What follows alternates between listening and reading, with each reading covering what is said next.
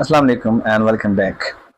आज हमारा lecture number 6 है और आज का लेक्चर बहुत ज़्यादा इंपॉर्टेंट होने वाला है। लेकिन आज का लेक्चर हमारा स्टूडियो के अंदर नहीं है। वजह यह है कि वहाँ पर कुछ काम शाम हो रहे हैं, तो मैंने कहा चलो आज हम इधर बैठ कर क्लास लेते हैं, थोड़ी सी बातचीत करते हैं और इंशाल्लाह फ़ायदा होगा। अच्छा जी, आपको टॉपिक नज़र आ रहा है मॉडिफायर्स इन इंग्लिश। अब मॉडिफायर्स इन इंग्लिश क्या चीज़ है, इसकी क्या इंपॉर्टेंस है और हम क्यों इसका इस्तेमाल करते हैं, एंड सो ऑन। तो इन तमाम सवालों के जवाब तो हम देंगे बाद। उससे पहले हम एक और चीज़ की तरफ जाना चाहते हैं जिसका नाम है ग्रामर। ग्रामर क्या चीज़ होती है, आज ज़रा हम डीपली इसको डिफाइन करने की कोशिश करते हैं कि ग्रामर क्या चीज़ है। देखें, ग्रामर जो है वो एक systematic study of the rules and principles है। किस चीज़ के लिए? That govern the structure of language. ठीक है, अच्छा जी, यानी इसका मतलब ये हुआ है कि ग्रामर एक ऐसी चीज़ है, उन रूल्स और प्रिंसिपल्स को कहा जाता है कि वो एक लैंग्वेज को गवर्न करता है, एक लैंग्वेज को चलाती है। कैसे भला? यानी कि how words combine to form phrases. ठीक है, how phrases combine to form clauses and how clauses combine to form sentences. Other than that, इसके अंदर एक और ज़बरदस्त चीज़ होती है जिसको आप मॉर्फोलॉजी बोलते हैं। अब भला मॉर्फोलॉजी क्या चीज़ है? I guess this is the correct spelling. तो मॉर्फोलॉजी जो है वो बेसिकली वर्ड्स फॉर्मेशन को कहते हैं, यानी कि एक लफ्ज़ जो है वो बनता कैसे है या अल्फाज कैसे बनते हैं। ठीक है, अच्छा, उसके अंदर दूसरी चीज़ है जिसको आप बोलते हैं सेंटेक्स। अच्छा, सेंटेक्स क्या चीज़ होती है? जैसे कि मॉर्फोलॉजी वर्ड फॉर्मेशन है, तो सेंटेक्स जो है उस नाम से भी जाहिर है, जिसको इसका मतलब ये हुआ है कि ये सेंटेंस फॉर्मेशन है। अच्छा, दो चीज़ें हो गई। लेकिन इसके अलावा अगर आप एक वाइडर रेंज के अंदर, एक वाइडर सेंस के अंदर बात करेंगे, तो इसका मतलब ये हुआ है कि it is the conventions of punctuation and and usage that make communication clear and unambiguous. Clear? अच्छा, उसके अलावा इसका ये मतलब हुआ है कि देखें, ग्रामर जो है वो कोई ऐसे आर्बिट्ररी रूल्स की कोई लिस्ट नहीं है which is invented to trouble students, right? But it is basically the shared code that allows speakers intended meaning to be constructed accurately in the mind of a listener, a reader, etc. Other than that, इसका मतलब समझने के लिए मैं आपको बताऊं, language की ही बात हो रही है, तो इसका मतलब ये है कि every function language has a grammar, right? यानी कि चाहे वो रिटन फॉर्म में हो या ना हो, लेकिन जहाँ कोई ज़ुबान हो तो वहाँ पर उसकी जो है ना कोई ग्रामर भी है। अब द थिंग इज के where do modifiers fit in grammar? ठीक है, कि मॉडिफाइज जो है वो ग्रामर के अंदर उनको हम यूज़ कहाँ कर सकते हैं। अच्छा, तो इसका यहाँ पर मैंने आपको एक चीज़ बताई है, सेंटेक्स, कि विद इन द सेंटेक्स। ठीक है, यानी कि वर्ड्स जो है वो ट्रेडिशनली डिवाइडेड होते हैं इनटू ब्रॉड फंक्शनल कैटेगरीज, जिसको आप फॉर एग्जांपल एक मैं आपको लिखता हूँ HEAD, ठीक है, हेड वर्ड और हेड वर्ड्स एक्सेट्रा। अच्छा, ये क्या होता है? ये कैरी करता है the core grammatical and semantic weight of a phrase. Like for example, it can be nouns, it can be man verbs, ये एडजेक्टिव भी हो सकते हैं, ये एडवर्ब्स भी हो सकते हैं, लेकिन ये सारे क्या करेंगे? They are going to be acting as heads, right? अच्छा जी, उसके बाद जो मॉडिफायर्स है, which are the two words like phrases or clauses, किस लिए? that attach to a head word, right? किस मकसद के लिए? इस मकसद के लिए कि वो डिस्क्राइब करे किस चीज़ को भला, या डिस्क्राइब करें या वो जो है ना लिमिट करे या क्वालिफाई करे या अदरवाइज। इसका मतलब सिंपली मैं आपको बताऊंगा कि मॉडिफायर्स क्या चीज़ होते हैं? वे एड इंफॉर्मेशन। ये इंफॉर्मेशन ऐड करते हैं।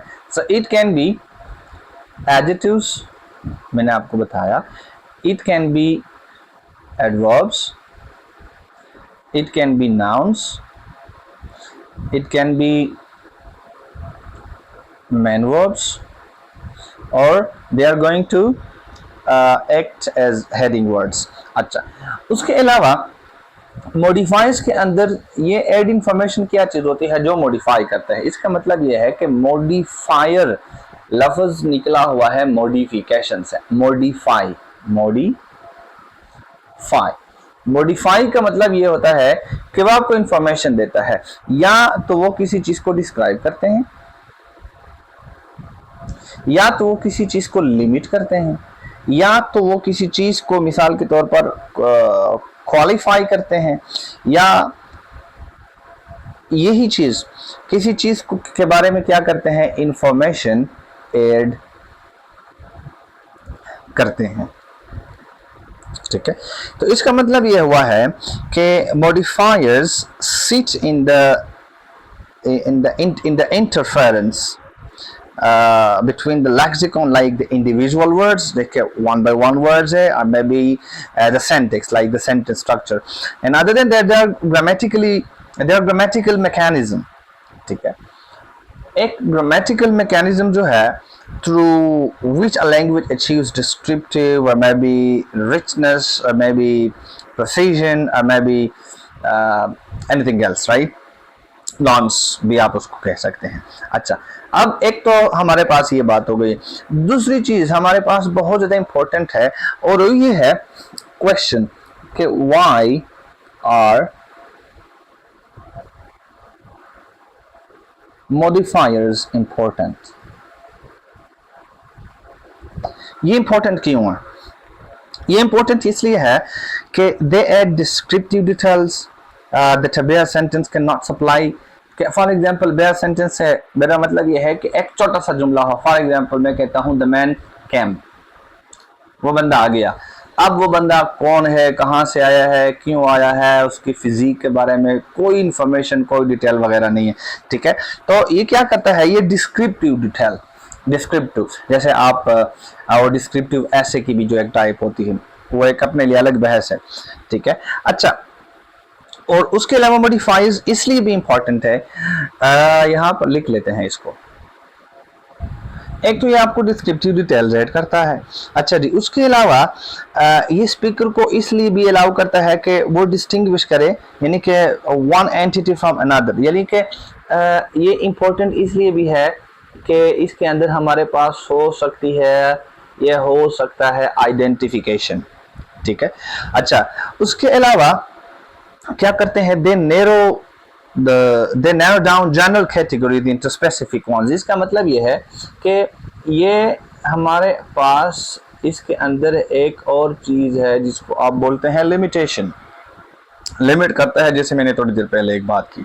ठीक है, अच्छा, इसका मतलब ये होता है कि हम आगे भी जाते हैं, और मॉडिफाइज इंपॉर्टेंट हमारे पास इसलिए भी होते हैं कि they convey degree, they convey manner, they convey quantity, they convey quality and comparison etcetera, right. तो ये बहुत सारी चीज़ें इसके अंदर आप कर सकते हैं और आप किसी भी सवाल का इस किस्म का जवाब दे सकते हैं। अदर देन दैट बहुत ज़्यादा जो एक चीज़ होती है जिसको आप क्लैरिफिकेशन बोलते हैं, तो ये एम्बिग्विटी को, या एम्बिग्विटी और एम्बिग्विटी, तो वो उसको क्या करता है, रिमूव करता है। अच्छा जी, other than that it enriches the style, the tone, and register and moving writing from flat to vivid।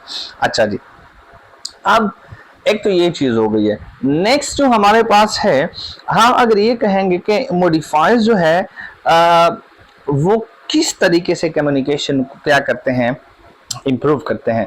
अच्छा जी, जो कम्युनिकेशन जो है, एक कामयाब, एक सक्सीडेड कम्युनिकेशन वो है when the listener reconstructs the same mental picture the speaker intended.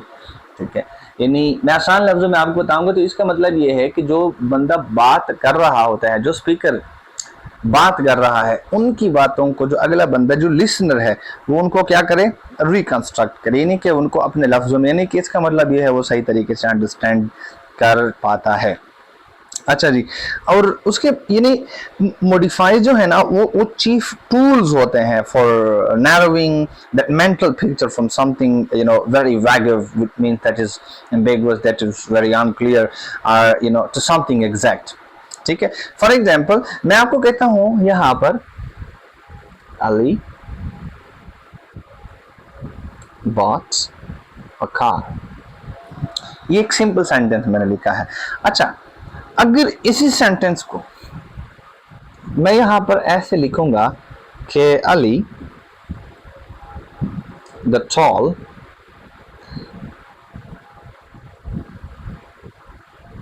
elderly teacher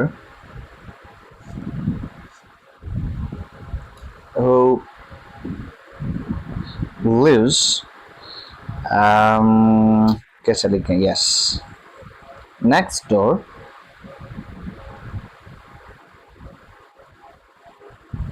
recently bought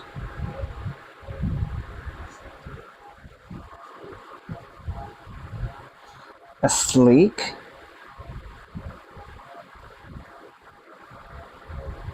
second-hand rides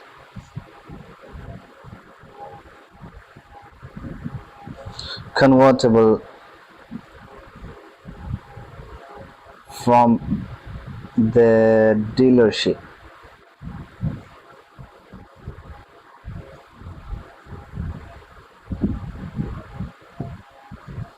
downtown. अच्छा, आप इस चीज को यहाँ पर नोटिस करें कि जो यहाँ पर हमारे पास ये सेकंड वाला सेंटेंस है, ये एक क्वेश्चन को जो है ना आंसर करता है, बल्कि कई क्वेश्चंस को आंसर करता है। कैसे, यानी the first leaves open like which man, मतलब किस बंदे ने कार खरीदी है, व्हाट काइंड ऑफ कार, किस किस्म की गाड़ी खरीदी है, और ये कार उसने खरीदी कब है, कहां से खरीदी है, यानी कि every added detail is supplied by a modifier. तो यहाँ पर जो आपने अल्फाज देखे हैं वो सारे हमारे पास क्या चीज़ है, मॉडिफाइज है। एक और भी सेंटेंस यहाँ पर मैं लिखता हूँ, मैं कहता हूँ लेट्स सपोज ही स्पोक, बड़ा सिंपल सेंटेंस मैंने लिखा है, लेकिन अगर मैं ये बोलूं कि ही spoke softly but firmly to the frightened child.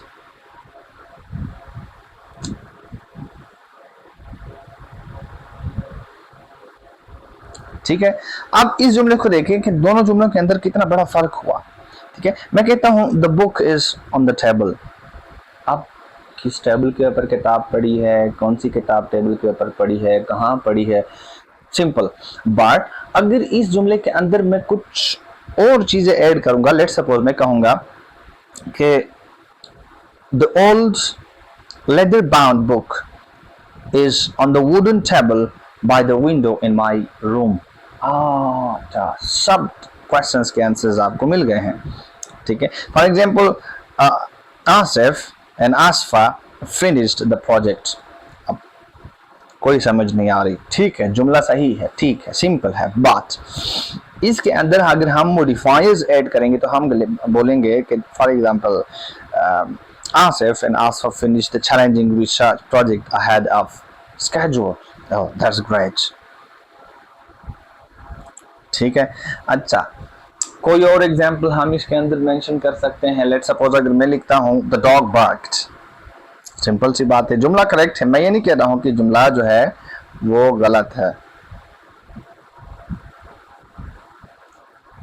लेकिन किसका कुत्ता है, कौन सा है, कहाँ है, और कैसे बोंगता है, कब बोंगता है, ये हम क्या करेंगे, अदर वर्ड्स ऐड करेंगे, हमारा जुमला भी लंबा हो जाएगा, हम इसके अंदर मॉडिफायर्स ऐड करेंगे, जुमला विविड भी हो जाएगा, क्लियर भी हो जाएगा, अनएम्बिगुअस भी हो जाएगा, यानी कि बहुत ज़्यादा क्लियर हो जाएगा। लेट्स सपोज अगर मैं कहूँगा द नेक्स्ट डोर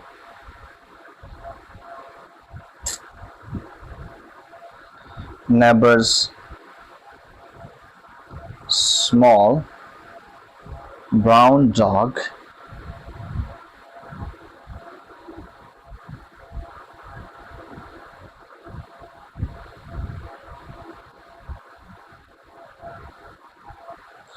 अच्छा, the next door neighbor's small brown dog barked loudly all night। अब यहाँ पर आपको each and every single question का आंसर मिल रहा है। Let's go ahead.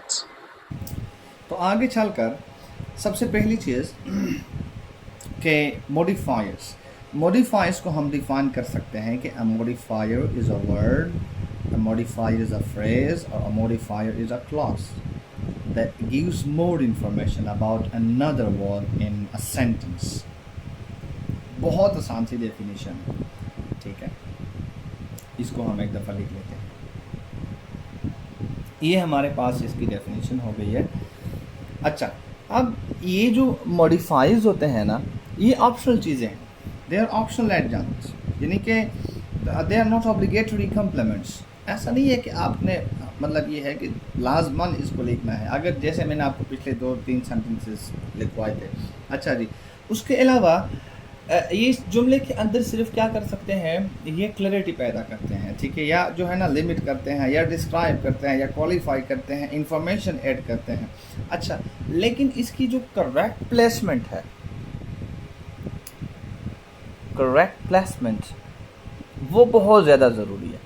अच्छा, करेक्ट जो प्लेसमेंट है वो हम मॉडिफायर को कहाँ कहाँ पे इस्तेमाल कर सकते हैं, ठीक है। या तो ये जुमले जो है हेड वर्ड जो होता है, हेड वर्ड क्या चीज़ है, या तो नाउन होता है, या वर्ब होता है, या एडजेक्टिव होता है, या वर्ब होता है, ठीक है। तो या तो उससे पहले लगते हैं या जो है ना उसके बाद लगते हैं। कुछ इसकी 4 प्लेसेस है, we can put a modifier in some 4 places. वो मैं आपको आगे बताता हूँ कि हम कैसे बनाते हैं, ठीक है।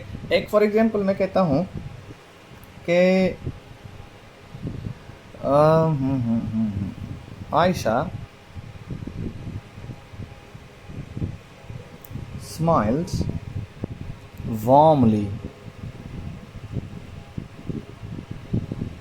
at the guests। अच्छा, अब इसके अंदर स्माइल्ड वार्मली, आयशा स्माइल्ड, यहाँ तक भी हमारा सेंटेंस हो सकता है।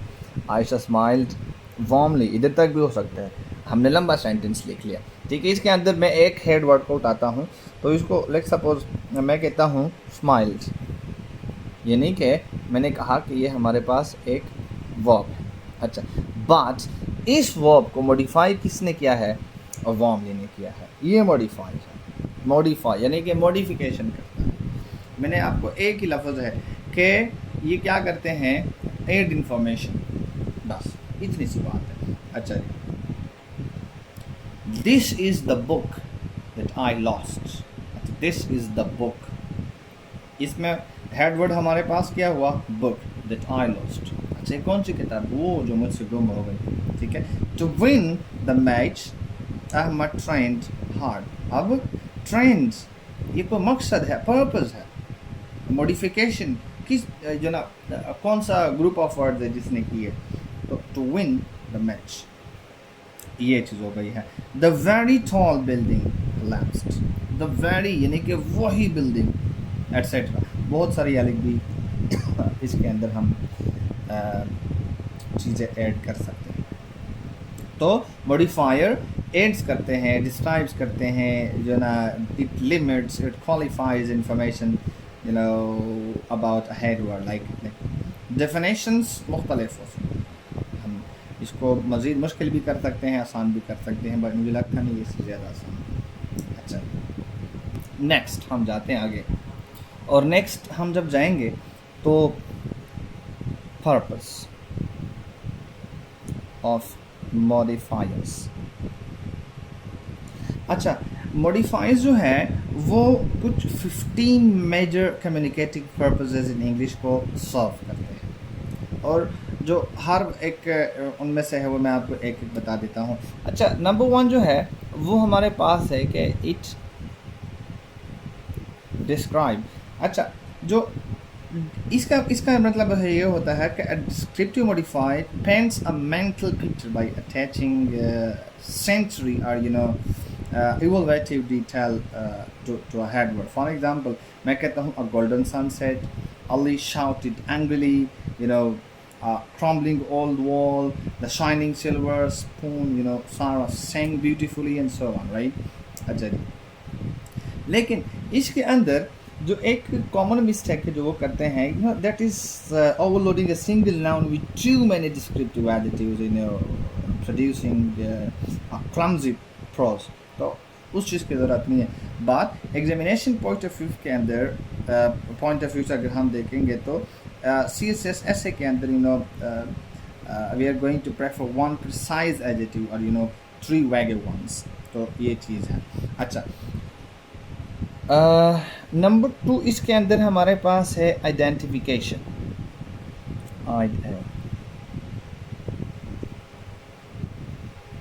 सो ये क्या करते हैं, आइडेंटिफाई करते हैं. In identifying modifier singles out a specific entity from a group. For example, Aisha, the girl in the red coat. Okay. मैं कहता हूँ, इसकी एग्जांपल है Aisha, comma, the girl in the red coat is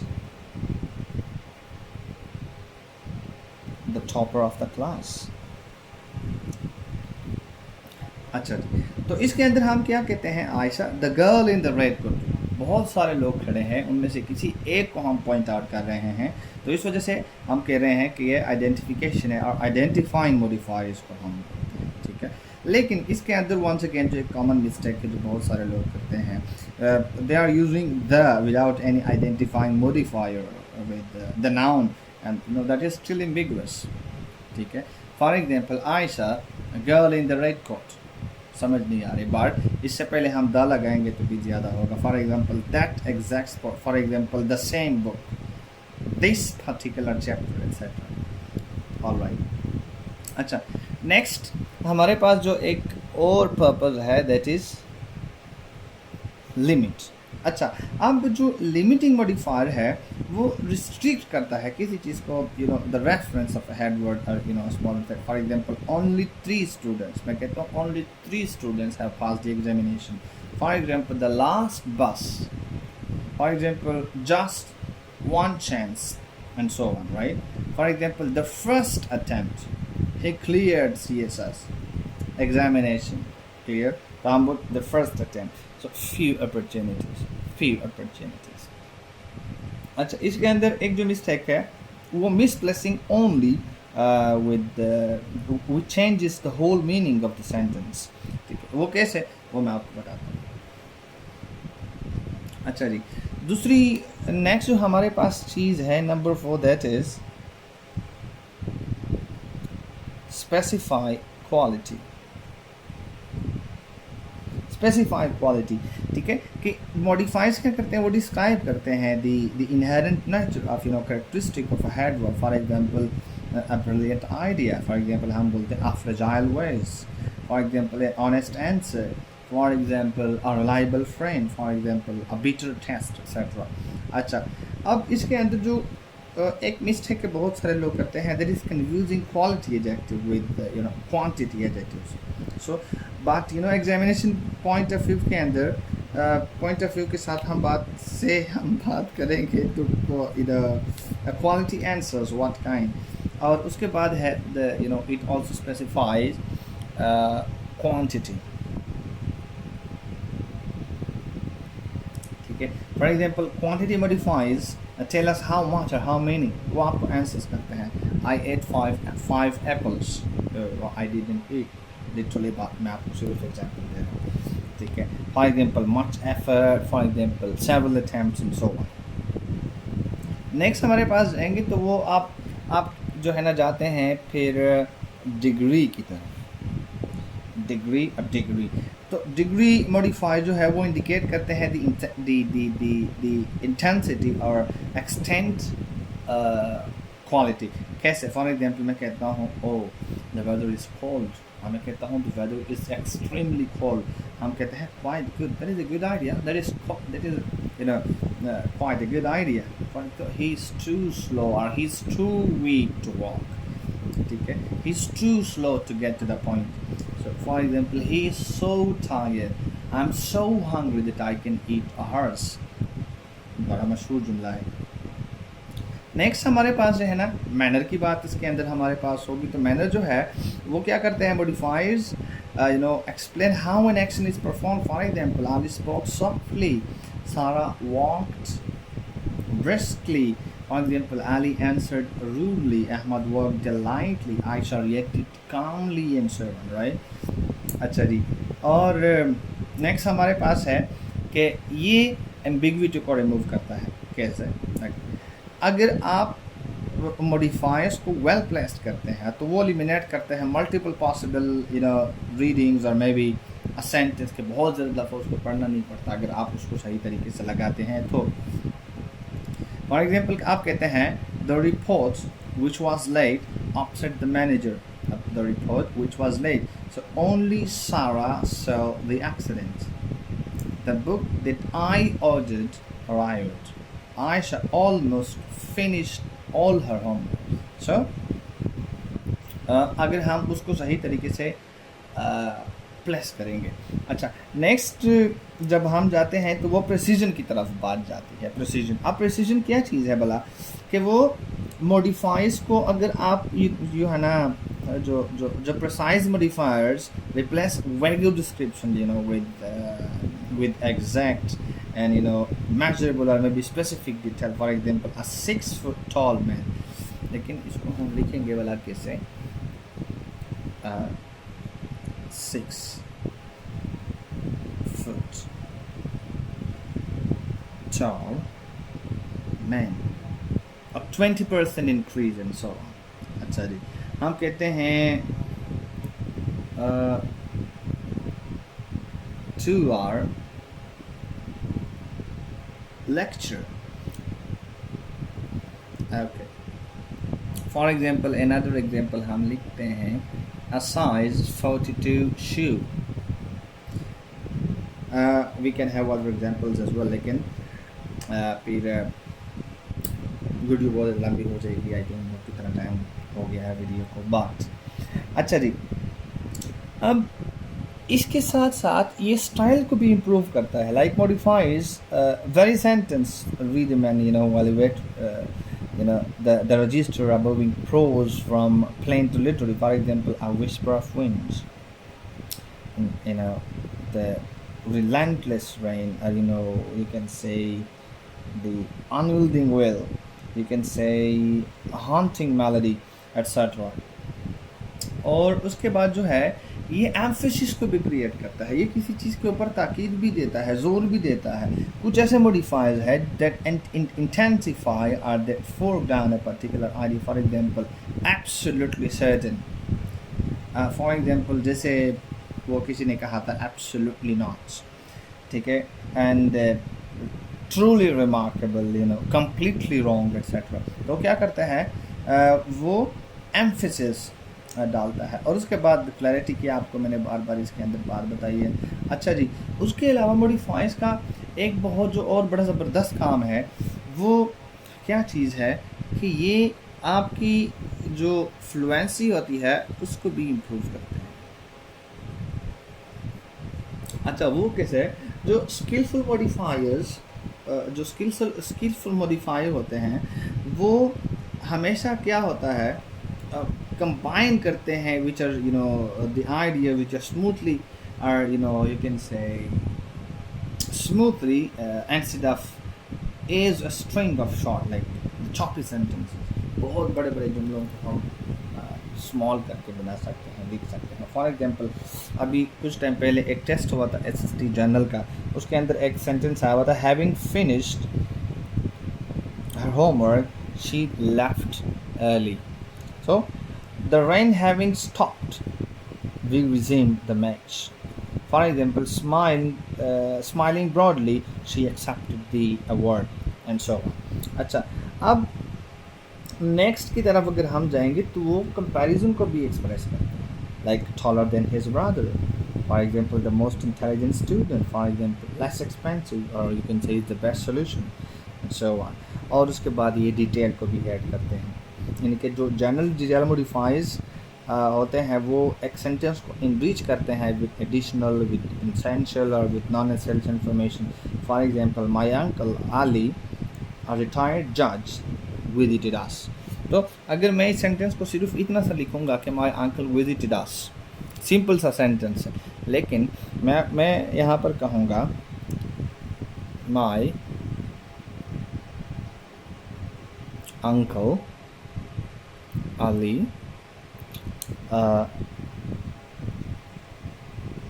retired judge, comma visited us। तो इस किस्म के जुमलों के अंदर वो क्या करते हैं, डिटेल्स प्रोवाइड करते हैं। Let's move ahead. अच्छा जी, नेक्स्ट हमारे पास जो एक पॉइंट है वो है types of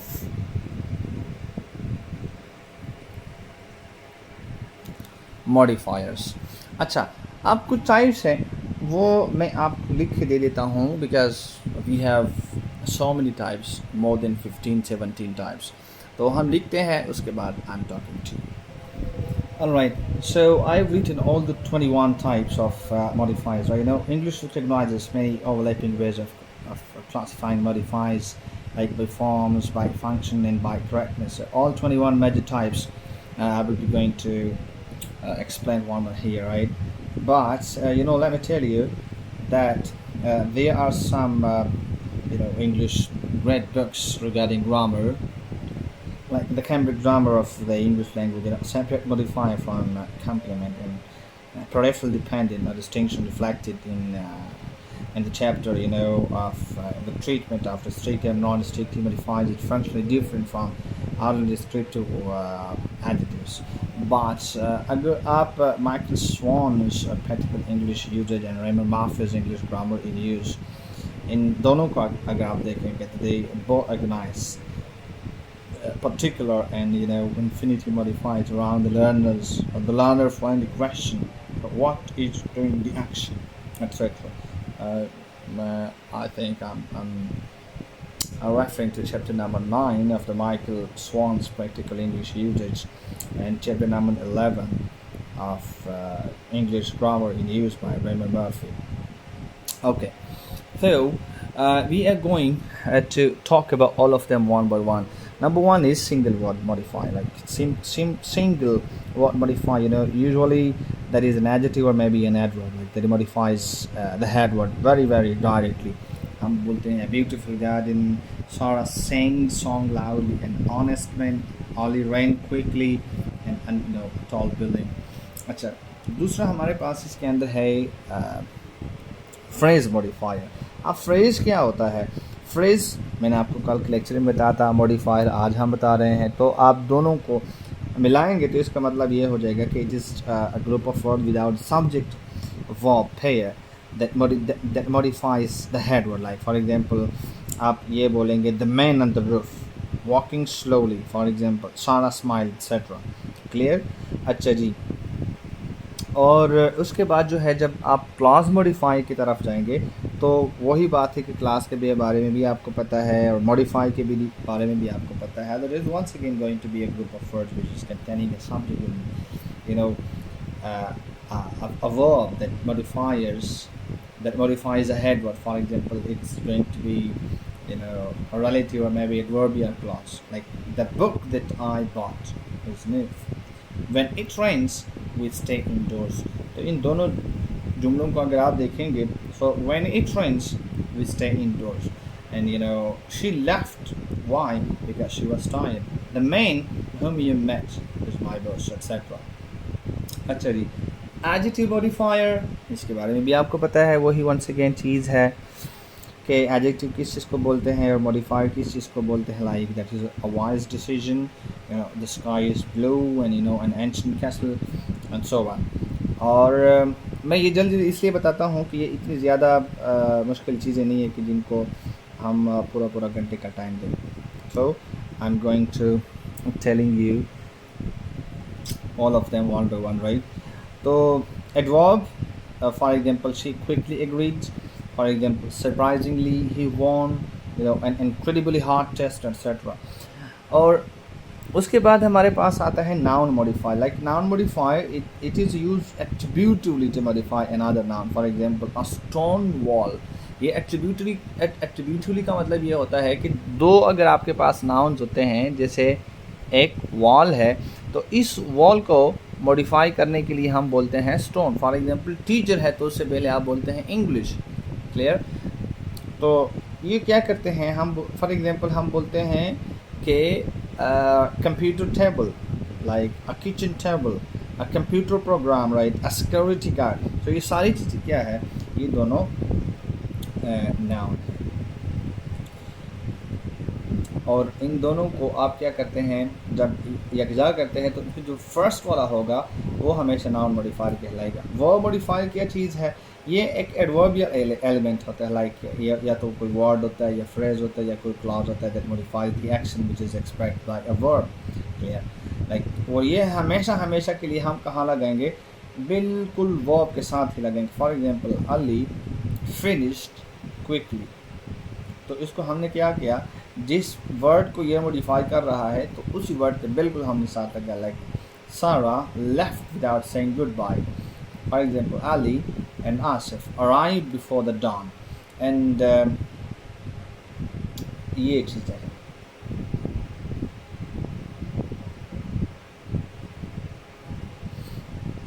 तीसरा जो हमारे पास है वो है प्रीपोजिशनल फ्रेज मॉडिफायर. ये क्या करता है, ये फ्रेज शुरू होता है with the preposition that modifies a noun. For example, the keys on the table. तो इसके अंदर जो ऑन द टेबल है, ऑन से शुरू हो रहा है, तो ये आपको पता चलेगा कि ये तो प्रीपोजिशनल फ्रेज मॉडिफाई है. For example, she weighted in the rain. For example, a story about courage, like he arrived at noon. The bridge over the river. तो इसमें आपको पता चलता है. लेकिन इसके अंदर जो गलती लोग कर लेते हैं वो ये है कि वो वंस अगेन जो इनके रूल्स के ख़िलाफ़ हो जाते हैं. यानी हमेशा याद रखें कि the position is going to be directly after the noun it modifier, like और आफ्टर द वर्ब, और you can say adverbial use. अच्छा जी, और उसके बाद हमारे पास है particular that is participle. Right, participle modify क्या चीज़ है, तो पार्टिसिपल का भी आपको पता है, मॉडिफाई दोनों आप मिलाएंगे तो फिर आपको पता चलेगा कि oh laughing loudly, the children run outside, the broken vase lay on the floor. ठीक है. For example, written in haste, the letter had errors, exhausted, she sat down. So ये आप क्या करते हैं, आप मॉडिफाई कर रहे हैं participle. Like participle are present like ing or past with ed or en. Like the participle that modifies a noun and it is usually at the start of a sentence. जुमले के मैंने जितने भी आपको जुमले बोले हैं वो जुमले के स्टार्ट में मैंने बोले हैं. Like for example, the man standing there is my father. और उसके बाद है infinitive मॉडिफाई. अब इन्फिनेटिव का भी आपको पता है, इन्फिनेटिव हमेशा वर्ब की बेस फॉर्म को कहा जाता है, वर्ब की फर्स्ट फॉर्म को कहा जाता है. ठीक है. कुछ लोग बोलते हैं टू इन्फिनेटिव कोई नहीं है, ये पाकिस्तानियों का जो है ना पाकिस्तानी मेड वर्जन है ऑफ इन्फिनेटिव. वो बिल्कुल भी ऐसा नहीं है. इन्फिनेटिव ही होता है, लेकिन फर्स्ट फॉर्म से पहले आप टू लगाएंगे. टू के बाद हमेशा के लिए आप फर्स्ट फॉर्म भी लगाते हैं. For example, I love to play cricket. लेकिन समटाइम्स ऐसा होता है कि टू के बाद हम क्या करते हैं, वर्ब की फोर्थ फॉर्म लगाते हैं, लेकिन फिर ये वर्ब नहीं बनता, ये प्लेइंग फिर वर्ब नहीं होगा, बल्कि इसको हम क्या बोलेंगे कि ये है जनाब जरंट, ये अपने लिए एक बहस है। जरंट अगर आप वर्ब की फोर्थ फॉर्म जुमले के अंदर लगाएंगे which will act as a subject of the sentence, तो फिर क्या होगा, इसको आप कहेंगे कि ये तो जरंट है। ऑलराइट, सो इन्फिनिटी मॉडिफायर्स क्या है? ये एक ऐसा फ्रेज होता है which is built with two plus base form, right?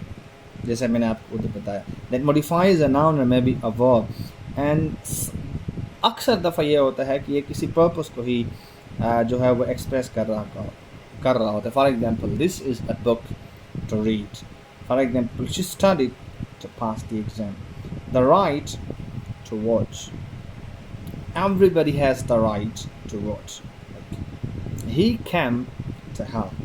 Like, she got a chance to succeed. तो ये बहुत दफ़ा ऐसे होता है, तो इसको हमेशा हम बोलते हैं कि ये इन्फिनिटी मॉडिफाई है। एब्सोल्यूट मॉडिफाइज क्या भला है, उसके बारे में आप देखेंगे तो ये जो है ना कंसिस्टिंग एक फ्रेज जिसको आप बोलेंगे कि a phrase which is consisting of noun plus participle, like with no linking verb. For example, आप बोलेंगे weather permitting we will travel tomorrow. For example, her work finished, Sarah went home. For example, the sun having set, we lit a fire. For example, हम बोलते हैं his head bowed, Ali apologized. So ये सारी चीज़ें क्या है, ये noun के फ़ौरन बाद कोई लिंकिंग वर्ब नहीं है, like weather and permitting, like work finished, like sun having set. ठीक है, तो ये वो सारी चीज़ें हैं जिनके बारे में हम बात करते हैं। तो ये यूजुअली क्या होता है, एट द बिगिनिंग और may B at the end of the sentence use होता है, और इसके अंदर आप ज़रूर एक कॉमा भी लगाते होते हैं। रिस्ट्रिक्टिव मॉडिफायर, रिस्ट्रिक्टिव मॉडिफायर के बारे में आपको मैंने बताया ऑलरेडी, और उसके बाद है नॉन रिस्ट्रिक्टिव। अच्छा, अब रिस्ट्रिक्टिव मॉडिफायर का मतलब ये होता है कि a modifier which is essential to identifying its head word, like removing it changes the sentence basic meanings. अगर आप क्या करें, मेरा आसान उर्दू में आपको बताऊंगा, तो इसका मतलब ये हो गया है कि जो एसेंशियल मॉडिफायर्स होते हैं वो आइडेंटिफाई करते हैं अपने हेड वर्ड को। अगर आप इसको रिमूव करेंगे तो इस सेंटेंस का जो अपना बुनियादी मकसद होगा वो क्या होगा, उसको वो बिल्कुल चेंज हो जाएगा।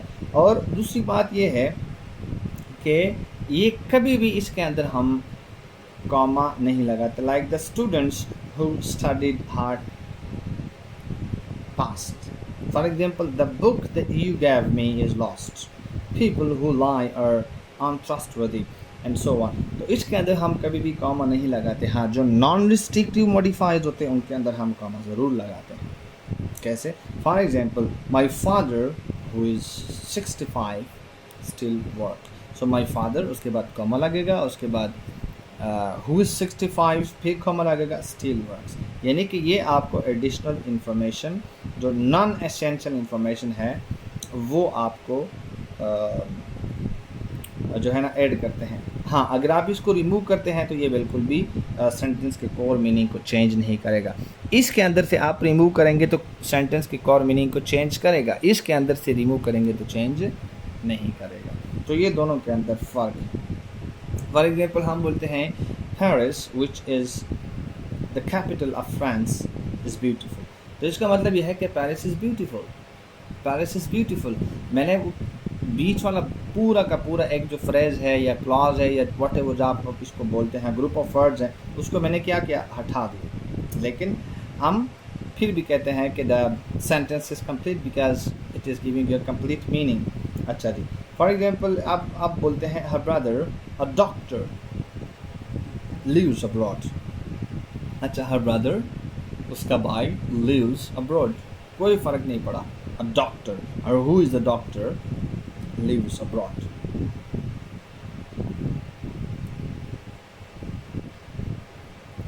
अगर आप बोलते हैं for example his father who is 65 still works, इसके अंदर अगर आप कॉमा हटाएंगे तो ये क्या होगा, ये it will be going to imply multiple fathers. My god, saviours, Allah पाक खैर करें। अच्छा जी, उसके बाद है डैंगलिंग मॉडिफायर। अब डैंगलिंग मॉडिफायर क्या चीज़ है, ये एक ऐसा मॉडिफायर होता है that is intending, subject is missing or unclear from the sentence, so it appears to modify the wrong word. okay, यानी इसका मतलब ये हुआ है कि अगर कोई ऐसा मॉडिफायर जिसका जो सब्जेक्ट होगा वो मिसिंग होगा या वो अनक्लियर होगा जुमले के अंदर से, तो ये किसी गलत लफ्ज़ को मॉडिफाई करेगा। कैसे? For example, having finished comma, having finished the report, comma, the lights were turned off. अब the lights did not finish the report, इसका ये तो मतलब नहीं है ना कि lights ने इस रिपोर्ट को फिनिश किया है, तो हम क्या कहें, having finished the report, Sarah turned off the lights। अभी जो पिछले दिनों में एक SST का टेस्ट हुआ था, आई गेस जोन 4 का हुआ था, उसके अंदर एक जुमला आया हुआ था कि having rain started went off, I guess इस तरह कोई जुमला था कि बारिश ख़त्म हो गई तो फिर हम चले गए, उसके अंदर कोई सब्जेक्ट नहीं था, तो डैंगलिंग मॉडिफायर्स हम इसको कहते हैं। यानी इसका मतलब ये हो गया है कि a dangling modifier has no logical subject but a misplaced modifier has a subject and it is positioned incorrectly. Clear? That is I am talking about examination point of view. अच्छा जी, दूसरा हमारे पास है मिसप्लेस्ड मॉडिफायर। तो अगर आप modify which is position too far from the word is meant to modify और क्रिएटिंग कन्फ्यूजन, वो कन्फ्यूजन जो है ना वो क्रिएट करते हैं। फॉर एग्जांपल, अगर आप बोलते हैं I shall serve sandwiches to the children wrapped in plastic, तो आप क्या करेंगे, चिल्ड्रन जो है they are not wrapped in plastic. इसका यह मतलब है कि चिल्ड्रन प्लास्टिक के अंदर नहीं, इसका मतलब ये है कि हमने इस मॉडिफायर को गलत जगह पे लगा लिया है। तो अगर हम इसको कुछ न्यू लिखेंगे, Ayesha served sandwiches wrapped in plastic, किसको दिए, टू द चिल्ड्रन, आपके इसके बाद मीनिंग वाज़े हो जाता है। अच्छा जी, और उसके बाद हमारे पास है स्क्विंटिंग मॉडिफायर। ये एक ऐसा मॉडिफायर होता है which is placed between two elements so that it is unclear whether it modifies the one before or the one after, यानी कि ये दो एलिमेंट्स के बीच में लगता है, तो फिर ये कन्फ्यूजन पैदा करता है कि आप क्या करें, आप पहले वाले को मॉडिफाई कर रहे हैं या फिर अगले वाले को मॉडिफाई कर रहे हैं। ठीक है, यानी कि ये जो एम्बिगुअस मिडिल पोजीशन है, it must be move to one side for clarity. For example, मैं कहूँगा students who practice often improve, who practice often improve, इसका मतलब ये है कि the practice often और improve often, ये किस चीज़ को मॉडिफाई तो पता नहीं, confusion है। लेकिन हम बोलेंगे students who often practice improve, who practice often improve बोलेंगे, practice और improve दोनों के बीच में लगा लिया often, practice और improve के बीच में often लगा लिया, पता नहीं चल रहा है ये often practice के साथ ही या फिर improve के साथ है। लेकिन अगर मैं बोलूँगा students who often practice, जो अक्सर ज़्यादा practice करते हैं improve, और students who practice improve often, अब दोनों जुमले आपके पास ठीक है। और उसके बाद है split modifier। अब split modifier ये नाम से भी ज़ाहिर है, it is commonly an infinitive like that is interrupted by another word। For example, to boldly go, हम बोलते हैं ना टू गो, टू गो, अब इसके अंदर हम to wisely go, I want you to go wisely, I want you to wisely go. Clear? To really understand the topic, I want you to understand a topic, I want you to really understand the topic, हम ये बोलते हैं। For example, to explain a rule, I want you to clearly explain the rule। और उसके बाद है comparative modifier।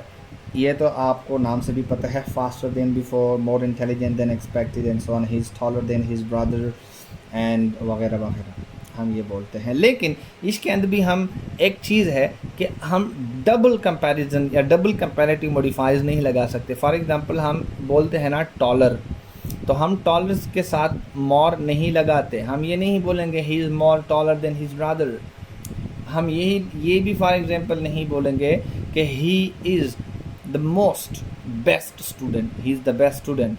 तो ये रूल्स हैं, ये हम जब एडजेक्टिव्स आगे करेंगे तो इंशाल्लाह वन बाय वन हम इनको भी करने की कोशिश करेंगे। नेक्स्ट हमारे पास है डिग्री मॉडिफायर। अब डिग्री मॉडिफायर जो है ये दैट इंडिकेट्स टू एक्सटेंड और may be to intensify of a quality which is expressed by an adjective और मे बी ए वर्ब।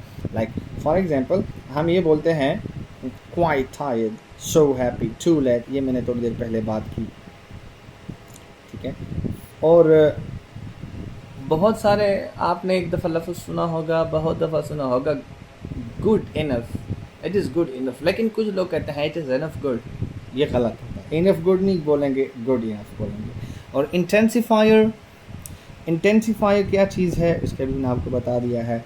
ये specific type of degree which is modifying, you know, that the strength, or you can say strengthens, or you know, occasionally maybe weakens, or maybe the meaning of the word it modifies, etc. Like हम ये नहीं बोलते हैं very unique, so unique is already absolute and it cannot be intensified, right? हम for example अक्सर दफ़ा आपने बोला होगा, आपने सुना होगा the end result, तो रिज़ल्ट तो होता ही एंड में है, तो एंड रिज़ल्ट हम नहीं बोलेंगे। तो फॉर एग्जांपल हम जो है ना, हम कहते हैं हाईली अनलाइकली, ये आर टोटली कन्विंस, और you know actually amazed etcetera. और उसके बाद हमारे पास है क्वालिफायर। क्वालिफायर का मतलब ये होता है कि it is basically a modifier that softens, that limits, that moderates the force of a statement rather than intensifying it. हम कहते हैं fairly good, fairly good, absolutely good, fairly good. I am late. He is too late to go to the class, to get to the class, but he is a bit late. तो क्या करता है? Soft करता है, limit करता है, कम बात करता है, rather slow, he is a little slow, etc. etc. मिलते हैं इंशाल्लाह किसी हम इंशाल्लाह नेक्स्ट लेक्चर में, और नेक्स्ट जो हमारा लेक्चर होगा उसके बारे में हम बात करेंगे कुछ मज़ीद इस तरह की इंटरेस्टिंग चीज़ों के बारे में, कि हम पोजीशन ऑफ मॉडिफायर्स के बारे में भी इंशाल्लाह हम बात करेंगे।